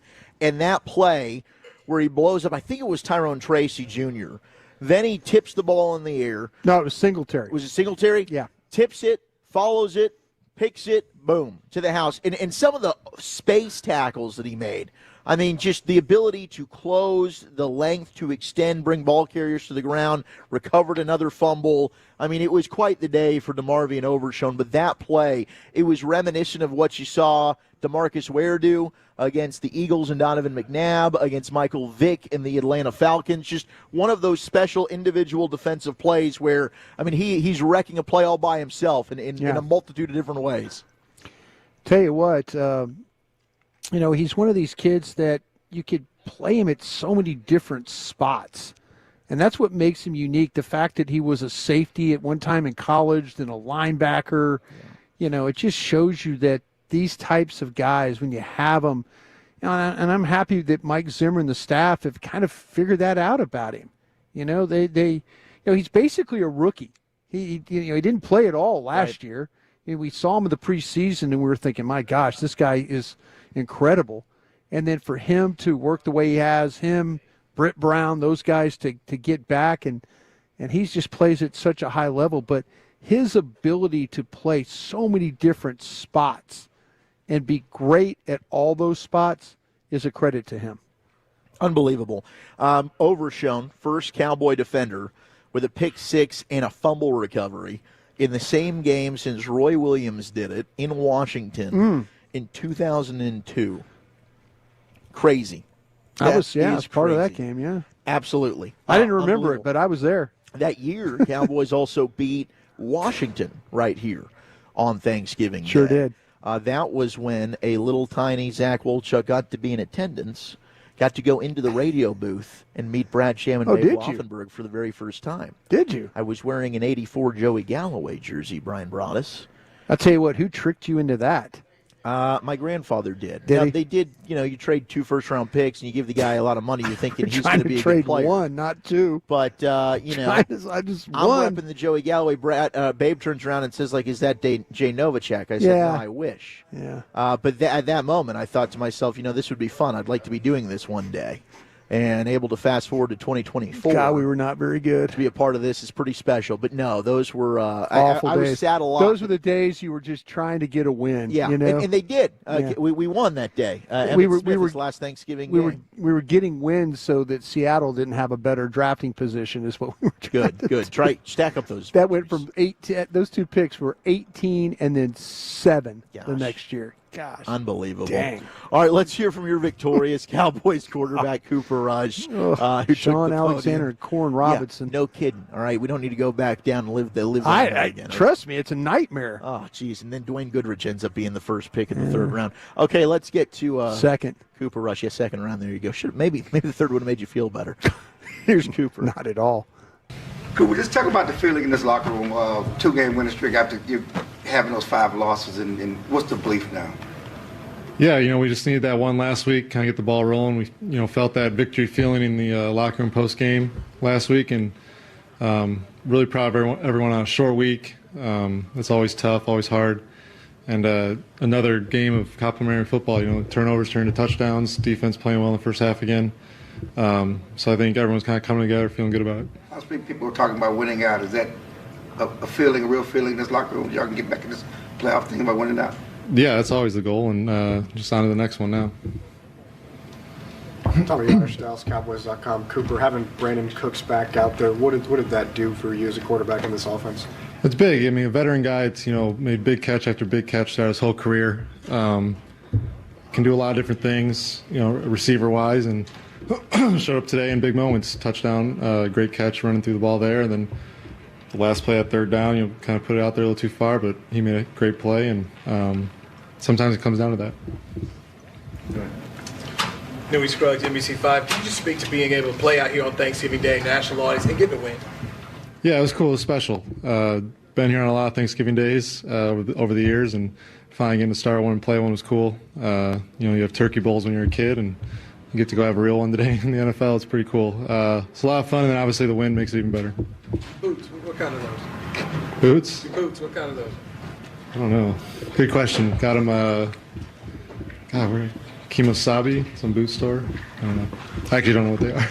Strong. Thank you. Did you buy them or your wife bought them? I bought them. She picked them, but I bought them. You picked them. That's important. Cooper, Elwin, Henderson, Gilmore, Mirror. Obviously, it looks like any rust that you had is worn off. You're getting into a groove these last 2 games. You've got a lot more confidence, and you got to feel like things are really beginning to come together for you now. Yeah, definitely. Didn't start great, versus Philly, and Houston wasn't the result we wanted, but we did some things fundamentally that I was proud of, and then just trying to take care of the ball. We're starting to run the ball really well the last couple of games, and our defense keeping us in the game early allows us to keep running it, and that's what I'm saying. It's a great team win. Guys are stepping up on both sides of the ball. What is Rico Dowdle, the game he had today, getting over 100 yards for the first time, what does that mean to the team? Just talk about his play today. Yeah, the way he runs, it's infectious. Runs hard, high motor. That's 2 weeks in a row now. We're getting contacted, 5 more yards, pushing the piles, and those add up over time. You get in the fourth quarter, those 4 or 5 yard runs that he's wearing on guys start turning to 8 yard, 10 yard, and he busts a couple there late. So that's why it's important to stick with it, and he's running really well. There's Cooper Rush after a Cowboys win, 27-20, Cooper Rush's first Thanksgiving start, and he's a victorious quarterback as the Cowboys win their first game here at AT&T Stadium. Let's go ahead and pause 10 seconds to allow stations to identify themselves across the Dallas Cowboys radio network. Your turn it on, leave it on. Home of America's team is 105.3 The Fan. Hello, baby. KRLD-FM and HD1, Dallas-Fort Worth. An Odyssey sports station. Zach Wolchuk alongside the Super Bowl winning scout Bryan Broaddus. It is halftime now between the Packers and the Dolphins. 24-3, Green Bay leading Miami in the night game here on this Thanksgiving triple header. I thought we were going to get some snow for this one. I was hoping. I said 65% chance of snow. I thought you were like the Lambeau weatherman. I could always. I thought I was Lambeau weatherman. I'm like Lambeau fountain of misinformation, man. Yeah. What else is new? Yeah. Gosh dang it. But the Dolphins, that's got to be the lock. Anytime they're going to play in any weather that's going to be below 30 degrees, they can't. It's so funny. They interviewed like Mike McDaniel at the halftime, and he looks just like so disinterested. He's just like, Melissa Stark's asking him questions, and he's just like, all he's thinking about is getting to the locker room and getting like some hot chocolate or something like that, But, got a half of football. Packers looking pretty good. That NFC North, man. It's a gauntlet with the Lions, the Vikings, the Packers, very, very good. And the Bears really played the Lions well today. Their head coach, and their quarterback, Caleb Williams, handled that situation. And can you believe the Bear Down Bears just doing the stuff that they do? My gosh. Eberflus. If we were doing Bears, okay, you and I were doing Bears postgame. I would have not have wanted Eberflus on the flight home. How many weeks in a row would we have just been just like walking out on the ledge? Yeah. And I'm not saying we should walk out on ledges. I'm not saying that, but I've been teetering. Yeah. This year? Yeah. You've been walking on the ledge? Are you kidding me? That's why, dude, I understand it, right? I get the fans. You're happy they're winning games. That are like, yes, that are like, they're still not good. I don't believe this is a playoff team. Nobody does. Still not very good. They do. Cooper Rush does. Their offense isn't any good. They ran the football well. I'm just looking like Schoonmaker's looking like an NFL player now. He's getting emotional after the game. Thank you. These things are good trends. I just don't have I can't sit here and just totally beat them down, especially after 2 wins like this. No, you can't. Yeah, 2 wins and 2 division wins in 5 days. Makes you feel good. When they lose and they play like crap, I'll call them out and let them know. I'm not going to do it after a win like this. You beat the Giants and say Carolina like that in 2 days, and you're like, okay. But the Commanders, they're a legitimate team. Yeah. The Commanders are legitimately trying to get in the playoffs, legitimately trying to win the division. You can't poo-poo on 2 wins. You got coaches on this team that are coaching for jobs. Absolutely. Players that are playing for jobs. They got guys like you and I calling for their jobs. And they're not. There's not going to be quit. And I'd hate to see it if they did. So you take. I like seeing my team win games. I do. And the draft thing will work itself out. They've had some pretty good picks. We're going to look at a lot of players. That's where they end up picking. Right? It's going to be okay. They picked 14. Who'd they get? Zach Martin. Picked 11. Who'd they land? DeMarcus Ware. That worked out pretty good for him, I think. Yeah. CeeDee Lamb at 17? Yeah. That worked out pretty good. Yeah. We can go down the list of the history. Get ready when they take a Michigan defensive tackle. Maybe you don't want to take a linebacker from Ohio State. I get it. Bobby Carpenter went 18. That might be. I thought, for a second there, Bobby Carpenter looks like Parcells' he could be fault okay. there. God. But poor Bobby might have been playing out of position after Bill left. I don't know. I don't know. He just wasn't playing very good. He wasn't good. You're right. Why am I defending Bobby Carpenter? I shouldn't do that. No. Bobby's a dear friend. All right, we'll get our defensive stop of the game. We'll get our player of the game, and we'll get back to your calls and texts, I promise. 877-881-1053. It's a victorious Thanksgiving. Happy Thanksgiving. You're listening to the Dallas Cowboys Radio Network. Todd thought it would be secure to jog in the cheetah savanna. Todd believed the big cat repellent he bought online was reliable.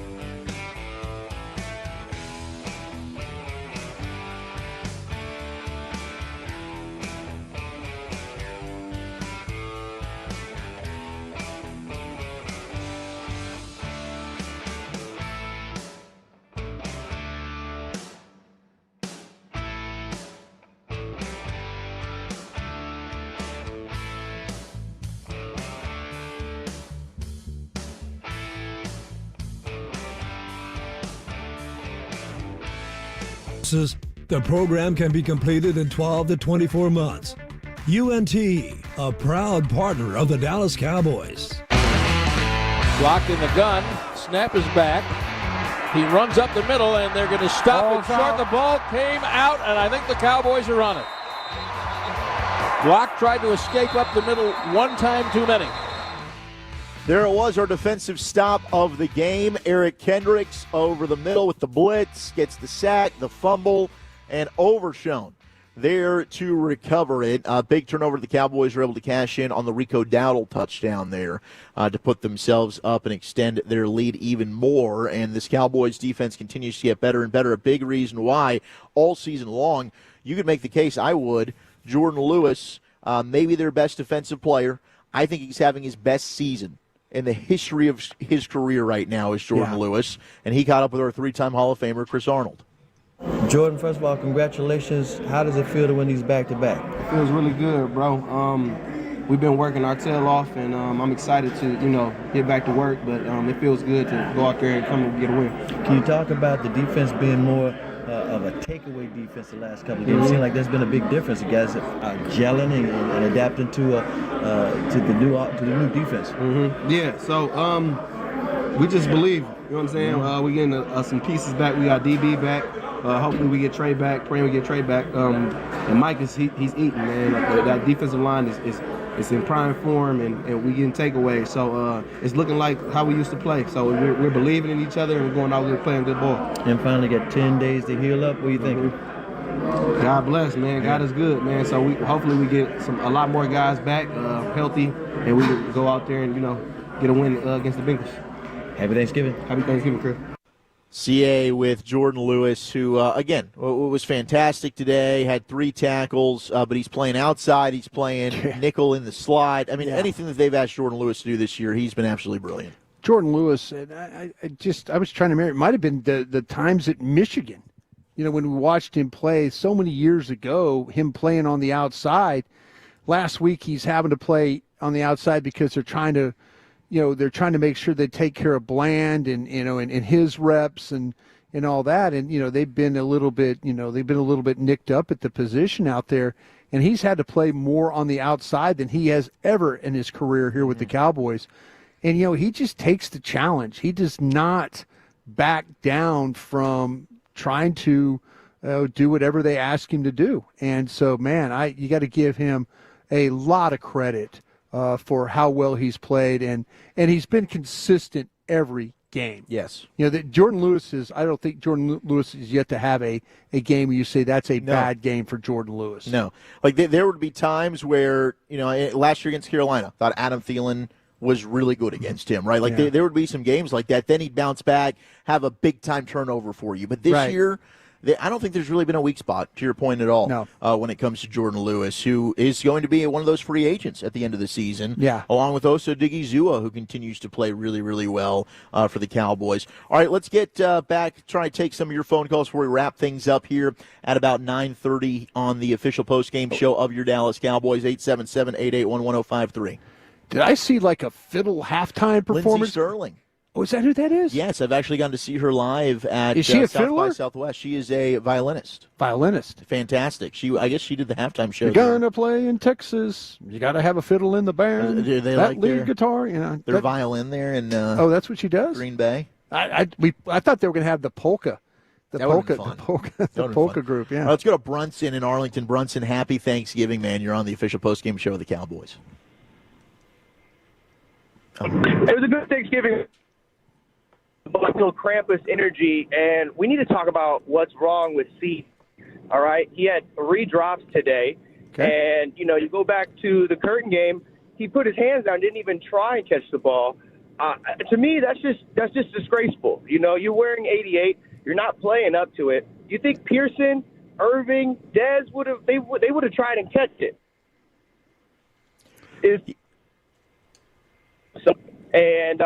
I don't know what's wrong with CD. Maybe think about a number change. 87's available, 89. I was thinking for a minute there we needed to change your phone. Yeah, it kept cutting out, man. There a little bit, but 87, I guess, would be Fergie. The drops though today for CD, I'm sure they annoyed the heck out of him. I mean, the one wide open one, third down, they got to have that one. You just because they got stopped on 4th down. Yeah, you're trying. Yes, they did. They turned it over on downs immediately afterwards, but. Yes, I think that there's a lot of good points there when it comes to CeeDee Lamb. Came into the game though leading the league in receptions. Yeah, which I think was something that not a lot of us realized, including myself, that he was even playing still to that level. He should have punished these guys today, but he did miss some opportunities. They just did not find a. I mean, the times that he had, he missed. Unfortunately, he had the one catch I think for 20-something yards. He had one catch that was pretty good. But, yeah, this giant secondary needed to be punished. And, he's a guy in the past that had done that before. And today was a bad day at the office for him. No, valid. I mean, valid to want some, those drops. They need to get corrected. Oh, yeah, you don't need to drop the damn ball on 3rd and 1. Well, one of your best players, 100% there, right there. Okay, next up, I believe we've got one left possibly here, if I'm right. Let's go to Wally in New York. Wally, what's going on?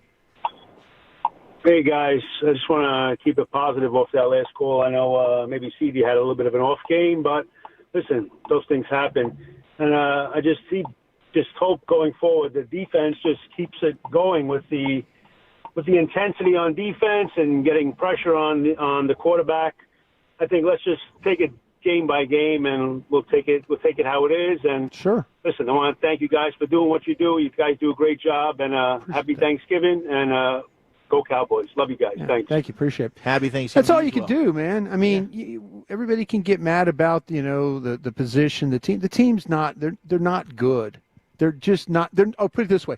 They're not good enough on offense right now at quarterback. The quarterback is doing the best he can, but you need somebody in these games to be, to continue to move the ball and to, and hey, let's be honest, Dak wasn't playing great either, No. But they are just, their problems on offense, their offensive line's a little bit handicapped. The last 2 games they played better running the football. Rico Dowdle now, what he's done. But yeah, it's just they could be good on defense. They can be good on defense and they can get stops. But you're not able to finish drives like you need to finish drives or to drive the ball and score enough points. That's going to be your problem going down the stretch here with these games. No doubt. It absolutely will be. And there's, the amount of batted down balls as well. Sure. And Bobby brought up a good point. I mean, it was a short week. I guess Cooper Rush still dealing with some shoulder soreness. I mean, maybe there was something there because we did see him make some big Well, then throws don't throw the week. ball 38 times. But no, that's one thing where with the play calling, it's like you just got a giant pop from Rico. Now we're going to throw the ball 3 straight times and punt. Sure. It's easy to second guess, obviously, as an armchair quarterback, but that's the stuff that I think Mike's done as a play caller since he's taken over from Kellen, that we're all looking at each other like, what is? I would like for him to just explain to me, like, what was the thought process there? Yeah. It wasn't the right one. No. 877-881-1053, the number to call, the number to text. We'll get our player of the game. We'll put a bow on this one. Look ahead to next week as well with the Cincinnati Bengals coming into town for some Monday Night Football. Dallas Cowboys football will continue in a moment. It's football season. Grab your Dallas Cowboys gear at JCPenney. If you love America's team, we've got all the star power you need. From jerseys to tees, hoodies to accessories, they're game day ready and everyday approved.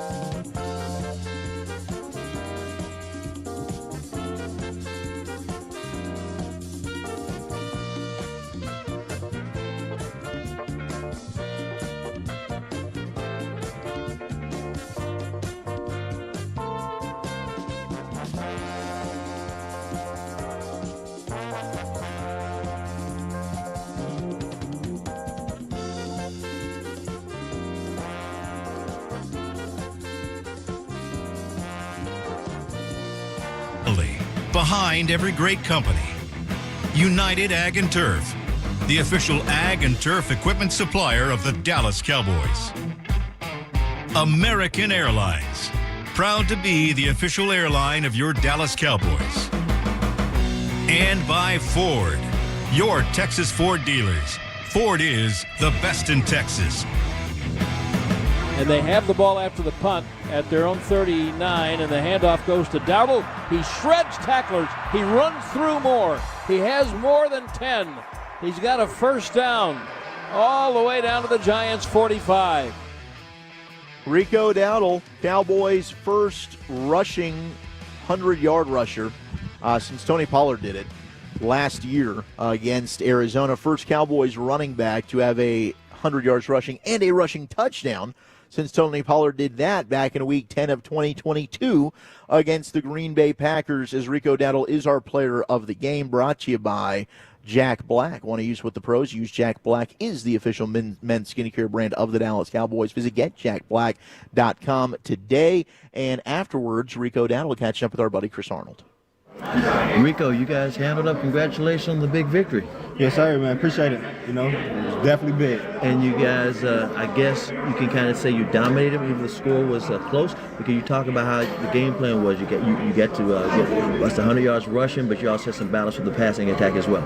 Yeah, like you said, pretty well-balanced game. Like you said, the score, I think we could have got them out a little bit more, but you know, they kept fighting. We kept fighting. We were able to pull the win now. It don't matter. As long as we got the win, that's all that really matters. What does it mean for this team to stack up 2 wins in a row and you got 10 days off as well? It means a lot, you know. We definitely needed these 2 wins. The situation, like you said, we've been going through adversity all week. Just continuing to fight. We definitely needed these 2 wins. They continue to try and build towards where we want to get at the end of the season. So Happy Thanksgiving, man. Yes, sir. Happy Thanksgiving. Rico Dowdle, according to Next Gen Stats, forcing a career-high 10 missed tackles today against the Giants, most by a Cowboy since Zeke in Week 16 of 2020. He had 112 yards rushing, 106 of those were after contact, and 4 10-plus yard runs. All of those career highs today for Rico Dowdle. You know what, and you kind of worried maybe a little bit of him, you know, coming back after a very physical game against the Commanders last week. And then even running with more physicality this week, and in about 5 days there. So, man, great job by Rico, and great job by the offensive line of creating some opportunities for him. We talked about this a bunch this week. The Giants were not a great run defense team, but you still got to go out there and block these guys. And you still got to run the football, and they were able to do that. Absolutely were. And now we've got Aiden in Fort Worth joining us here on the post-game show. Aiden, you'll probably be our last caller of the night. Happy Thanksgiving, man. How's it going? Hey, man, I just want to say, first off, thank you and happy Thanksgiving for y'all spending your pre- and post-game of Thanksgiving Day with us. There's a lot of people that don't have a family they get to spend the day with, so having y'all on the airways makes it a lot easier. The big thing I want to say is there's a couple things that stood out to me. One, I think Rico, we're slowly starting to see that he can be a workhorse, and even with the broken down offensive line, man, I just love seeing him out there and them giving him the exclusive running back role. Mike McCarthy, man, seeing the players embrace him after they win the second game, it kind of just shows you a lot of what you don't get to see behind the scenes, and I think a lot of these players rally behind Mike McCarthy. The last thing I want to say is with Micah Parsons, you know, he drives you nuts from week to week with his podcast, and just he seems to talk too much. But, man, he's a dang good football player, and I wonder what y'all think we should do with him moving forward as far as the contract goes. Thank y'all, and happy Thanksgiving. Happy Thanksgiving to you as well. I mean, there's no denying Mike is special. I mean, Mike is one of the best defensive players in all of the NFL. I think at times he's been neutralized by being run right at. I think, you know, you're starting to see that be a little bit better, him defending the run, but he's limited with his size, so setting the edge isn't going to be a strength of his. But as a pass rusher, he's on the short list of the best in football.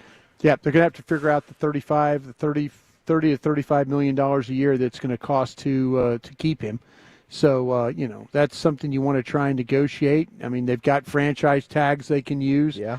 He seems like a guy that would not be very happy about playing under a franchise tag. So, yeah, the maybe the quicker you can get it done, the better off. But, yeah, there's some ways of kind of holding him in place. But, yeah, the number one thing would be to try and get that to get that contract done. But just get ready to, you know, when you start to talk about the T.J. Watts and the guys like that, the Bosas and people, he's in that kind of a class, and it's going to cost you quite a bit of money to be able to do that. So they're going to have to make that decision. And I think that they're probably looking at that as saying that that's something that they're going to be willing to do. I think so as well. I mean, this organization just doesn't let special players like that go. I can totally understand the multitude of different needs there are for this team. I don't know how necessarily the cap is going to get any help. That's just going to be another payer that you're paying at the top of the market. But yeah, I don't think I think Mike is going to be a Dallas Cowboy for the remainder of his career. Yeah, there's some talk. I mean, we've talked about the trades and things like that you can do with him. I think that's more of us talking about what could potentially be done if you don't want to pay him $30 or $35 million a year. Yeah. Then you try and get what you can. We've seen some teams kind of move on from some guys. Kansas City moved on from Tyreek Hill and people like that, and then kind of figured some things out from there. But it's going to be a lot of money, and we'll see if in fact. But me personally, I think they're going to come up with the money and try and get this thing done. I agree with you. 27-20, Cowboys get the win over the Giants. They improved to 5-7 on the year. Next up will be a matchup back here at AT&T Stadium where they're no longer winless. They'll be taking on the Cincinnati Bengals. It'll be a Monday nighter, so they'll get an extra day off. That'll be back here on December 9th with our pregame starting at 4 o'clock. Postgame will go until 1 a.m. Big thank you to Peyton Russell, to Kevin Walker, to Chris Strong, everybody who had a part of this working back at the station. Ruben, who was engineering, did an awesome job here as well. For Bryan, Broaddus, Tim Collins, Gavin Spittle, I'm Zach Wolchuk. Until next week, hugs and hand pounds. You're listening to the Dallas Cowboys Radio Network. Hey, Cowboys fans, the Bahamas is calling. Start planning your ultimate getaway today at bahamas.com/Cowboys. From Nassau's vibrant culture.